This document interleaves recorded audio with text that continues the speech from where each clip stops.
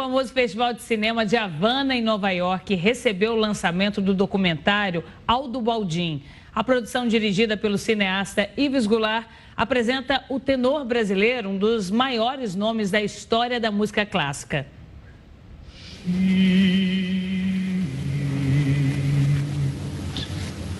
Você conhece Aldo Baldin?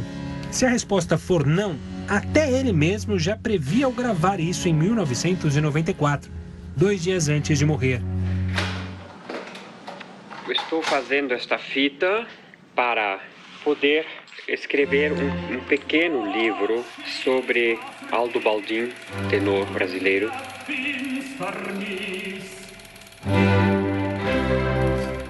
O tal livro nunca chegou a ser escrito por ele, mas ainda bem que um dos maiores tenores da música clássica, que faleceu aos 49 anos, resolveu soltar a voz e contar nota por nota a própria história. Isso porque ela serviu como partitura para que o cineasta Yves Goulart produzisse um documentário sobre o artista. Eu nasci na mesma cidade do tenor Aldo Baldin, é uma cidade chamada Uruçanga, no interior de Santa Catarina, mas eu fiquei sabendo que o Aldo Baldin existia aqui em Nova York.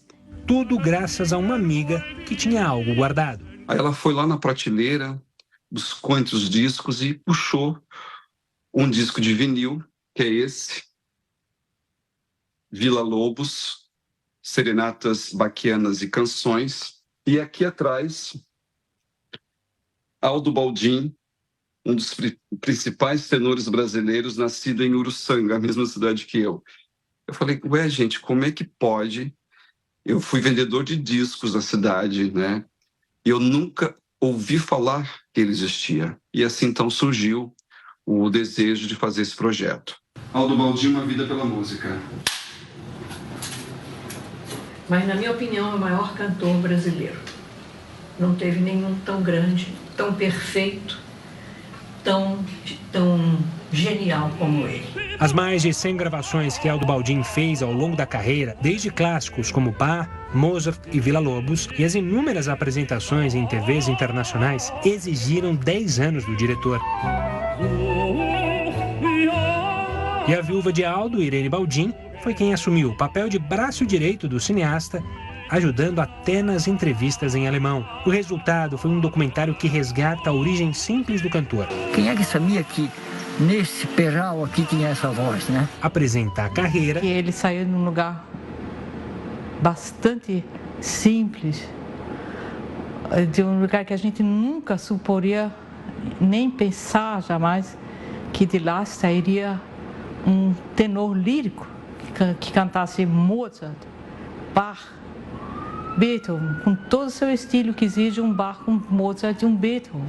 E mostra o lado por trás do artista, que também foi professor. Fez masterclass pela América Latina, em Buenos Aires, na Alemanha, em Israel, enfim, na Europa inteira, inclusive no Brasil. Tudo contado de uma forma que o Aldo conhecia bem.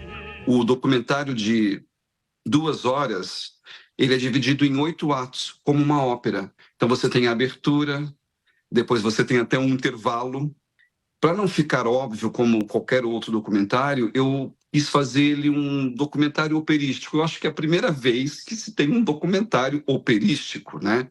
Um documentário musical dentro da música clássica. E nesta sexta-feira, Aldo Baldin, Uma Vida pela Música, foi lançado no Festival de Cinema de Havana, em Nova York.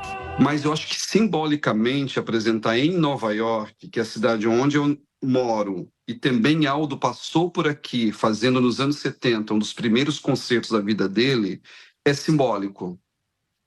É simbólico também porque esse ano faz 30 anos que o Aldo morreu. É um resgate do que ele deixou nesses 100 discos gravados, desses vários estilos.